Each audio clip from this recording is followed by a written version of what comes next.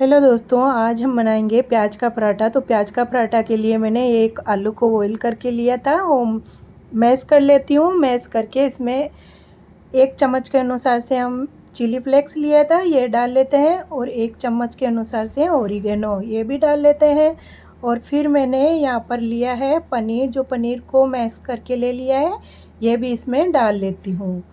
और प्याज का ये पराठा बहुत ही शानदार बनता है। यहाँ पर मैंने लिया स्वाद के अनुसार से नमक भी डाल लिया है।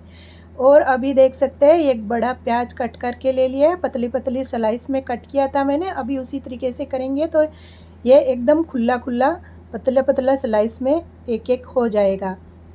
तो उसी तरीके से मसल लेना है। देख सकते हैं आप, एकदम अच्छे से खुल चुका है, बिल्कुल अच्छी तरह से एक एक कलियां में हो चुका है। और अभी हम इसमें ये जो आलू बॉईल किया था ये डाल लेते हैं, मैश किया हुआ, एकदम अच्छे से मैश कर लिया। और फिर हम इसे मिक्स करके प्याज में डाल लिया है। प्याज में डालकर 1 चम्मच मैंने यहाँ पर लिया है मिर्ची पाउडर और थोड़ा सा हींग का पाउडर, ये भी मिक्स है। और उसमें अच्छे से डालकर मसल लेते हैं हाथ से। उसी तरीके से हाथ से मसलेंगे तो एकदम अच्छे से मिक्स हो जाएगा। और देख सकते हैं उसी से इतना अच्छा कलर भी आ गया है। और मसाले में मिर्ची नहीं रहती है तो बिल्कुल अच्छा नहीं लगता। तो आप जैसे खाते हो उस हिसाब से ज़्यादा कम कर सकते हैं। मिर्च इतनी का ज़्यादा खाते हो तो कम कर सकते हैं, और ज़्यादा खाते हो तो ऐड कर सकते हैं। और उसी तरीके से मिक्स कर लिया मैंने। और देख सकते हैं बहुत अच्छा मिश्रण बन गया है। और उससे पहले पकाया नहीं है मैंने, ऐसे ही कच्चा प्याज ही रखा है। यहाँ पर मैंने लिया चिली सोया सॉस, तो ये भी डाल देती हूँ। और तीखा कम खाना चाहते हो तो इसे स्किप कर सकते हो। और अभी अच्छे से चिली सोया सॉस को भी मिक्स कर लेती हूँ। और यहाँ पर मैंने गैस ऑन कर दिया है और तवा चढ़ा दिया है। तो अभी हम बनाएंगे पराठा। तो पराठा के लिए मैंने यहाँ पर गेहूं का आटा, जैसे हम रोटी बनाते हैं उसी तरीके से औसन के रख लिया है, अच्छे से गूँथ कर रख लिया है। अभी एक बड़े लोया तोड़ा है और उसे चकले पर घी लगाकर बेल लेते हैं रोटी की तरह। और आप चाहते हैं ठंडी रोटी में भी उसी मिश्रण को भरकर बना सकते हैं। जैसे ठंडी रोटी बची हुई रहती है तो उसी मिश्रण को भरकर आप उसी का भी अच्छा नाश्ता बन जाता है, उसी तरीके से बनाओगे तो। यहाँ पर मैंने रोटी की तरह बेल लिया है और अच्छे से बेल कर, बड़ा बड़ा ही बेला है मैंने, छोटा नहीं बेला है, एकदम चकले की बराबर के हिसाब से मैंने बेल लिया है। और अभी यहाँ पर मैं ये जो मिश्रण किया था ये उसमें भर लेती हूँ। तो बीच में भरेंगे, हम 4 कूट के पराठे बनाएंगे तो बीच में भर लेते हैं। और भरकर उसी तरीके से चम्मच से फैला लेते हैं। और चारों तरफ से हम घी लगा लेंगे। घी लगा लेंगे तो खुलने में आसान रहता है पराठा, बिल्कुल चिपकेगा नहीं। तो उसी तरीके से हम फोल्ड कर लेते हैं। तो दोनों तरफ से फोल्ड करके फिर दोनों साइड में से छोटे छोटे ये रहेगा, उसी तरीके से फोल्ड कर देंगे। और अब हम हल्के बेलन से हल्के हाथों से बेलन से इसे बेल लेंगे। तो उसी तरीके से हल्के हाथों से बेल लेना है। फिर देखना एकदम अच्छा पराठा बनकर रेडी हो जाता है। आपका जो मन हो वो शेप दे सकते हैं। यहाँ पर मैंने धनिया का पत्ता लिया है कट करके, तो ये भी डाल देती हूँ ऊपर। तो अभी हम, तवा गरम है और उसे सेक लेंगे। तो फुल आंच पे करके मैं पका रही हूँ। तो एकदम नरम पराठा बनकर रेडी होने वाला है। प्याज का पराठा गर्मियों में अपने घर पर ज़रूर बनाइएगा उसी तरीके से, और बहुत ही टेस्टी पराठा बनकर रेडी होता है। तो अभी देख सकते हैं आप, उसी तरीके से दबाकर मैंने सेक लिया एक तरफ से, और फिर दूसरी तरफ से पलट कर इसके ऊपर घी लगा लेती हूँ। घी लगाएंगे इसे चम्मच से दबाते हुए तो नीचे से एकदम परफेक्ट सिक जाएगा। दबाते हुए चम्मच से लगाते हैं घी तो नीचे से परफेक्ट सिक जाता है। और फिर मैं यहाँ से थोड़ा सा चम्मच से ही दबाकर नीचे से सेक लेती हूँ। ये बहुत ही सॉफ्ट और बहुत ही स्वाद बनता है प्याज का पराठा। जब मन हो तभी अपने घर पर उसी तरीके से बनाकर खा सकते हैं। और अभी मैंने पलट कर उसी तरीके से ही दबा दबा कर अच्छे से सेक लिया है। ज़्यादा समय नहीं लगते मेरे दोस्तों, जितना अपने सब्जी और रोटी बनाते हैं उसी तरीके से उतने ही टाइम में बनकर रेडी हो जाता है। तो यहाँ पर फिर से मैं दोबारा दूसरी तरफ से पलट कर लगा देती हूँ उसी तरीके से घी और अच्छा सेक लेती हूँ।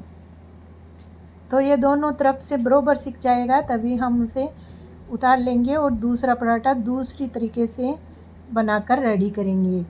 तो जैसा आपका मन हो उसी तरीके से आप बना सकते हैं पराठा। रोटी बनाकर उसमें ये फिलिंग भर के ऊपर दूसरा रोटी बनाकर रख कर उसी तरीके से भी बना सकते हो और जैसे आपके बच्चों का मन हो उसी तरीके से आप बना सकते हो। पराठा का शेप दे सकते हो या फिर गोल पिज़्ज़ा बनाते हो उसी तरीके से बना सकते हो। बहुत ही टेस्टी बनता है ये। तो यहाँ पर मैंने एक साइड में फिलिंग भरी और दूसरी साइड से फोल्ड कर दिया, देख सकते हैं उसी तरीके से।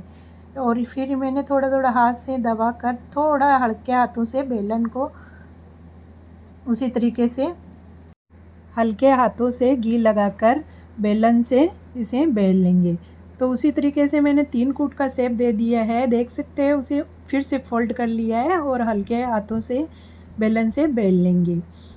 तो उसी तरीके का भी बना लिया मैंने। एक तो 4 कोण में बनाया था, एक 3 कोण का बनाया है। तो उसी तरीके से जैसा मन हो उसी तरीके से बना सकते हैं। और ये प्याज का पराठा बहुत ही शानदार और सॉफ्ट बनता है। गर्मियों में बहुत ही खाया जाता है प्याज का पराठा। और प्याज का पराठा खाते हैं तो लू से ही बच सकते हैं। तो उसी तरीके से प्याज का पराठा बच्चों को और बड़ों को भी बहुत पसंद आता है। तो उसे हम पलट देते हैं और कलची से दबा दबा कर उसी तरीके से इसे सेक लेंगे। और हल्के हाथों से ही इसे पलटना रहता है क्योंकि ये बहुत नरम होता है। इसके लिए हम एक हाथ ऊपर रख कर उसी मैंने पलटा उसे पलटते रहना चाहिए। और यहाँ पर मैंने घी लगाकर फिर से सेक लेती हूँ और उसी तरीके से हम इसे भी तैयार कर लेंगे। ये कचौरी और समोसा भी खाना भूल जाओगे जब ये पराठा घर पर बनाकर खाओगे। तो एक बार के लिए दोस्तों अपने घर पर इसी तरीके से बनाकर ज़रूर खाइएगा और कमेंट में लिखकर बता दीजिएगा। अभी ये सीख गया है, फिर से दबाकर हम दूसरी तरफ से पलटकर उसी तरीके से दबा दबा कर सेक लेते हैं। तो इसे दबाकर ही सेकना रहता है क्योंकि मैंने स्लो कर दिया है गैस को।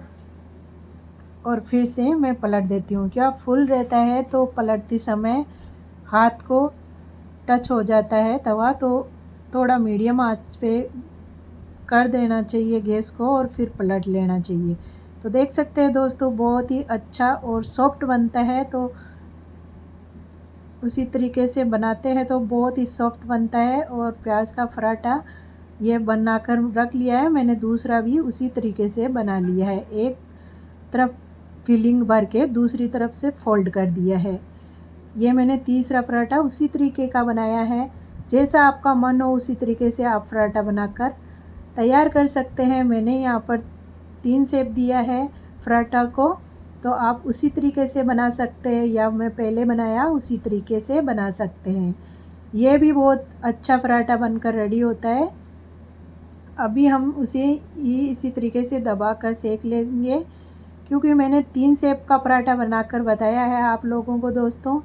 तो आपका जैसा मन हो कि मैं बस उसी तरीके का बनाऊंगी, जिसी तरीके का आप बनाकर खा सकते हैं अपने घर पर। और उसे भी मैंने उसी तरीके से सेक लिया है, दबाकर हाथ ऊपर रख के उसे पलट दिया है। फिर से कलची से दबाते हुए उसी तरीके से मैंने इसको भी सेक कर तैयार कर लेती हूँ। तो ये भी बहुत अच्छा पराठा बनकर रेडी होता है। आप घर पे जैसे आटा पड़ा है सुबह का और शाम को बनाते हैं तो उसी तरीके से बेलकर और फिलिंग भर के बना सकते हैं। या फिर ठंडी रोटी है तो उसमें इसी तरीके से फिलिंग भर के फोल्ड करके बच्चों को टिफ़िन में भी आप दे सकते हैं। और मेरे दोस्तों बच्चे बड़े प्यार से खाते हैं, बच्चों के साथ साथ बड़े भी बड़े प्यार से खा लेते हैं।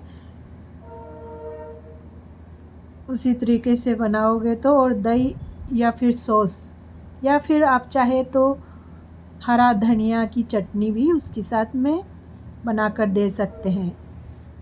और बच्चों को टिफ़िन में भी दे सकते हैं, या फिर ऑफिस में ले जाना रहता है तो उसी तरीके से बनाकर दे सकते हैं।